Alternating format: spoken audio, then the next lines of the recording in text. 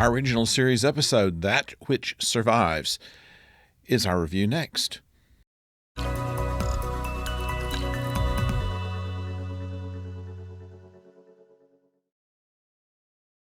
out there, I'm the oldest nerd. And this particular episode, That Which Survives, is, I would say, a typical third season episode with the exception of a few interesting little things. Well, first of all, it's one of these kind of things. We have the captain, Spock, McCoy, and someone you've never seen before who's going to die on this planet, which is impossible to happen. And it throws the Enterprise almost 1,000 light years away, which is also practically impossible. And it has Lee Meriwether on it, which is the most plausible thing about it. It's the usual dead-end plot where you have, is the captain going to die? Is the captain and Sulu and McCoy going to be stranded on this planet and starve to death? No. I think they'll be back next week. Of course they are. So what is it that's interesting about this, at least? And what I have to say is that Lee Meriwether, who I first encountered as one of the scientists on the Time Tunnel, that Irwin Allen production that was around the same time on ABC, another one of my favorites, although it was, like every other Irwin Allen show, not very consistent, but as a kid I enjoyed it very much. She also played Barnaby Jones' daughter-in-law, who also worked in the detective agency, and she played other parts. I think she was the second Catwoman on Batman, so she was getting around. She was fairly hot at that time.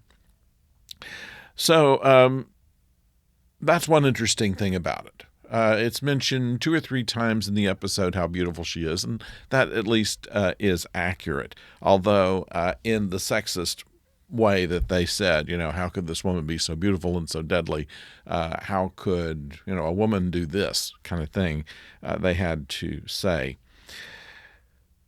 The other interesting thing is that this is one of the few times that they show more people in sickbay than just Dr. McCoy and Nurse Chapel.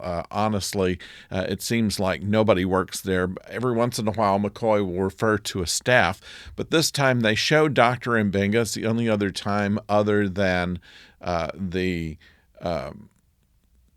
time when Spock needed to be slapped around that they've shown Dr. Mbenga, who later, of course, is used on Strange New Worlds. And a mention of Dr. Sanchez, who is also in sickbay, not seen but mentioned. So the staff of the sickbay is a little more fleshed out. We have the usual extras that are in engineering, and one person that gets a name also gets killed off. And it's another one of those where they show a non-officer, a engineer tech of some sort that is used and gets a couple of lines. Other than that, I can't say that there's much to be said about this episode. The Lee Meriwether's costume covers up her navel. In those days, it seems that there was nothing more obscene than to show someone's navel, so that was kind of a clunky way that they did it with that particular outfit that she was wearing. But otherwise, I see nothing of real interest in this episode. There's a lot of insulting between Spock and Scotty and between the captain and Sulu. Sulu is the person who seems to be designated to ask all the stupid questions, and the captain kind of slaps him down. And Spock being just a little dumb with answering some of his questions. What happened, Mr. Spock? Well, the back of my head hit the chair. It's just kind of like old vaudeville jokes more than actual realistic conversation with Spock. Although I suppose some of it is meant to be kind of funny. Also, a long monologue by Spock on how annoying it is that Scotty wants to be thanked after saving everybody.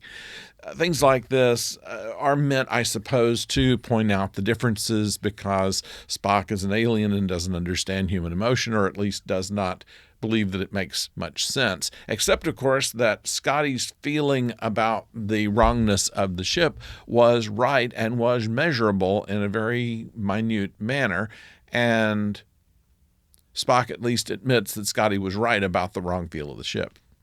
Other than that, it's a typical third season. Let's just slap something together and throw some dialogue together. It was a little bit better written than some of them, but still, I would watch it for Lee Meriwether. I would watch it just to have a shot of Dr. Mbenga in sick bay and a couple of other regulars that we don't see of the replacement helmsman, and that's about it.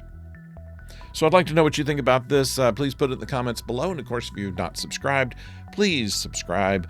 And if you'd put a like on there, we would appreciate it as well. We have a Babylon 5 review coming up on Friday and back on Tuesday with another Deep Space Nine. And until that all happens, don't go far.